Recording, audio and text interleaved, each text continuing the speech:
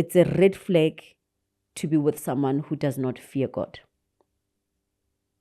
Motho a chabe modimo, because go chaba modimo instills letsoalo. It's very, very important to pay attention on their religion, because it will also contribute on how you guys are raising kids. Let's normalize that we pay attention on how our partners are taking care of their kids. Number one, be it the time. Is he or she making time to be with their children?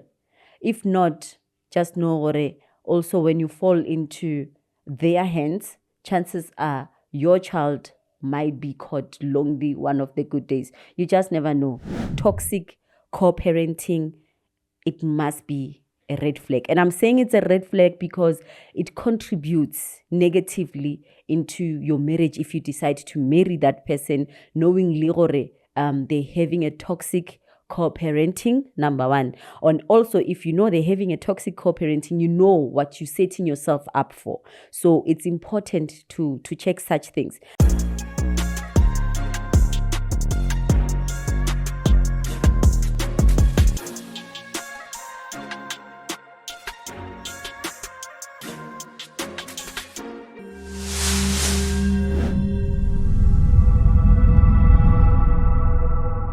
Tabela, welcome to Bond and Blend with Mma Letsoalo, a show that presents both challenges and joys of blended family life. I am your host, Mma Letsoalo. If you know, you know. If you know, you know. Today I will be listing 5 red flags to be aware when you're dating someone who has kids.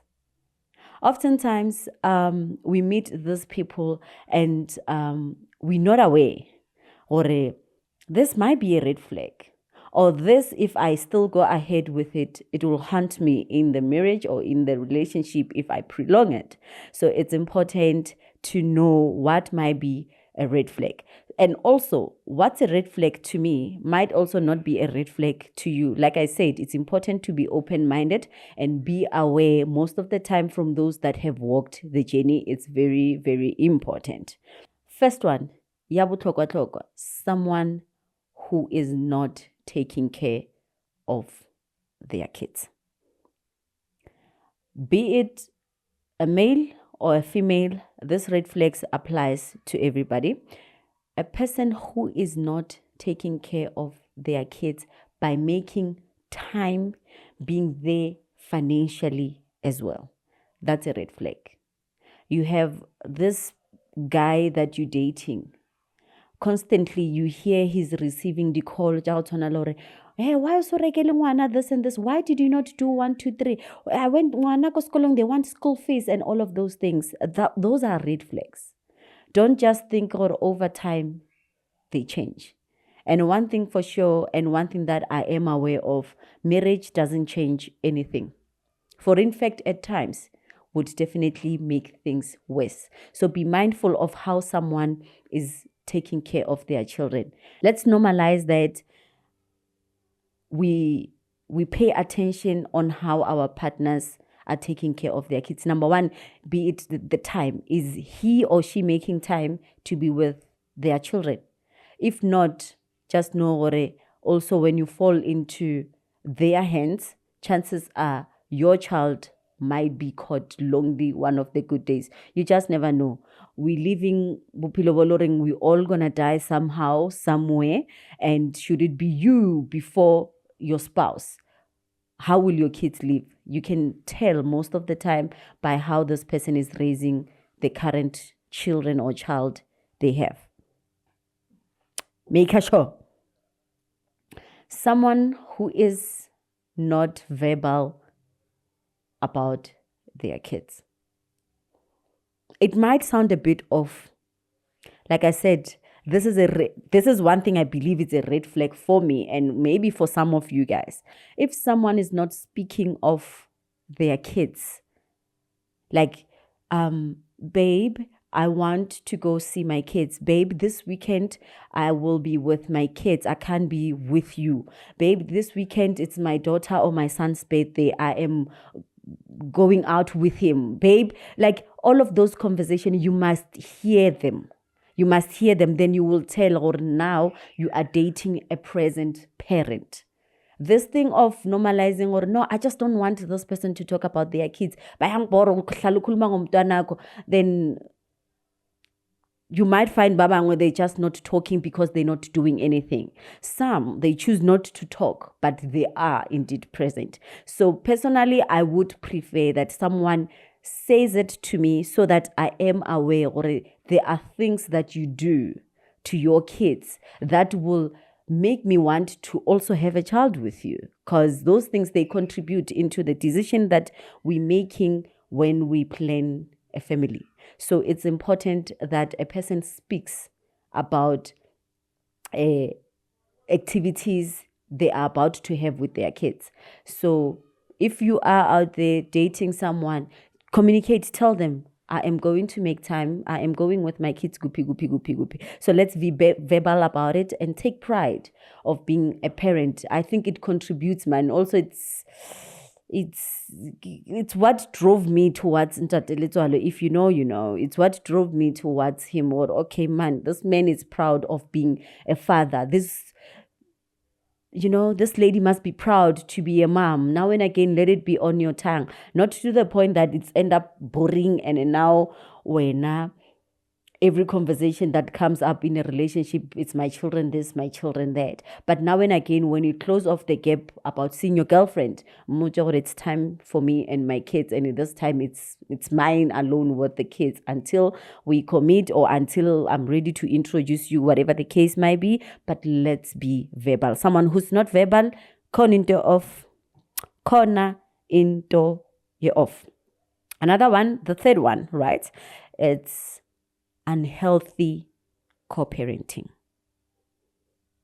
Unhealthy, toxic co-parenting, it must be a red flag. And I'm saying it's a red flag because it contributes negatively into your marriage if you decide to marry that person knowingly they're having a toxic co-parenting, number one. And also, if you know they're having a toxic co-parenting, you know what you're setting yourself up for. So it's important to check such things. It's a red flag for me because also it might lead to a divorce later on in life. If the co-parenting is unhealthy, so many things can go wrong. And when I say unhealthy co-parenting, what do I mean exactly? Unhealthy co-parenting, I'm speaking of co-parenting where the conversation, maybe it's no longer about the child. There are no boundaries. The biological parent can call at any time.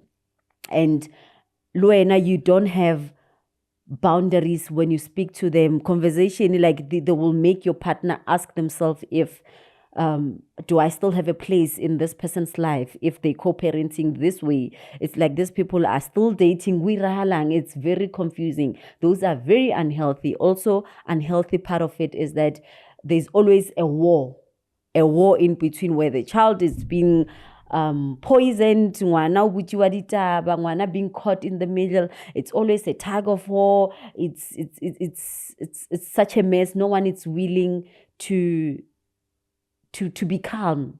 It's like, you know what I'm saying? Like, akusebenzeki. When you pick up the phone, then you know it will be a fight. It will be some swearing of words. It's never about the betterment of the child. It's about two adults who can solve their imperfection, two adults who can solve their issues. So make sure that you check that co-parenting, and also if it's not working well, no or watsena or uyapuma. But one thing for sure, it will come affect you in your blended family setup. It will definitely affect you. It might not be direct straight to you, but when your partner is not okay, and when your partner is now again tortured in a co-parenting situation, he can't give its best towards the family. Like, kuzobanzima, come on, you know? The fourth one, someone who's not taking care of themselves physically and mentally. And this is because everything starts from self. It starts with us. So one who can be able to take care of themselves, how do we expect that person to take care of others? Marriage, it's about pouring out. It's about giving and giving and giving.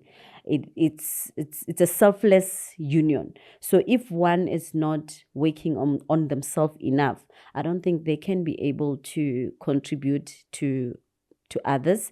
So when I say someone who's taking care of themselves physically, let it be someone who goes for walk, exercise, eating well. Are you eating food that you know they will benefit your mind, your thinking, they will keep you calm? I honestly believe there are certain food that contribute to frustrations, certain food that makes us so much lazy that we can't think, so much lazy that we can't do certain things around the household. So pay attention on that one. It contributes, and it's those things that we're saying, no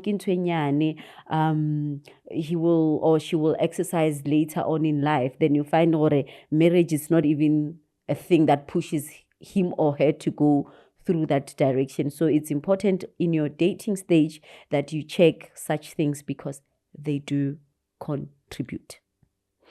In marriage, you must be in a good mental state, and you must be willing to now and again work on your mental health because you're feeding on it. This is a game of mind. You're feeding on it, and exercising, doing all of those great stuff to your body, they benefit your mind, and you become this better spouse, you become this better step parent, and all it's good in the family. So be mindful. And this last one, the fifth one, this one, it's religious. Definitely, it might not be for everyone. So those that believe in God like I do, it's a red flag to be with someone who does not fear God. Motho a chabe modimo, because go chaba modimo instills letsoalo. What is letsoalo ka Sekgowa? Yana eo. It instills that thing ya go gala inside you, or ya go chaba go dira bad things inside you. So someone who is fearful of God, someone who respects God, someone who understands God's ways, they do better in marriage. They contribute better in marriage. They know how to hold themselves. They know where to cry to. They just manage to be able to work out of frustration. So if you are a Christian, or you are just not in any category ja di religion, but then you know gore God's ke kgoshi, modimo ke modimo, and modimo ke star to you, like it is, like he is to me. Let it be someone who is fearful of him.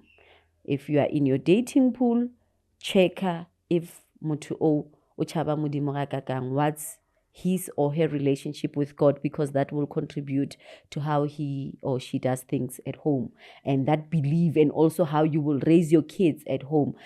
Whatever religious way, just pay attention if they're giving it their all. It can also be a way of fearing God, but religiously, I believe religion, religion educates, religion are sort of guidelines in our life. So someone must fall into one religion, at least because somehow they get kwa kopele ditlhakane di refer how to navigate life, how to be humble, how to live with other people in this world. So someone must fall into one religion. This is guidance. So akasiki guide. You can't do that by yourself. So it's very, very important to pay attention on their religion, because it will also contribute on how you guys are raising kids. So those are my top 5 red flags. You just don't get in marriage ubone the red flags and you'll be like ngizobona phambili. Guys, you can't see phambili. Let's normalize to have to tick the box, and some boxes that let that person go. That's not your person, because there's no marriage that will change that human being. There is no marriage that will make things better. There isn't. Marriage wants but they've got one vision. When they're working towards that vision, they're not fighting themselves. If oftentimes we fight one another because we don't share the same vision, we're now looking for who is wrong, who is right, and which is never about that. It's about looking at the problem and solving the problem. And you can't solve a problem if that person did not tick the box, you can't solve the same problem. So don't be negligent. Man, no, it's nothing. I heard this person shouting at their mother or shouting at their father.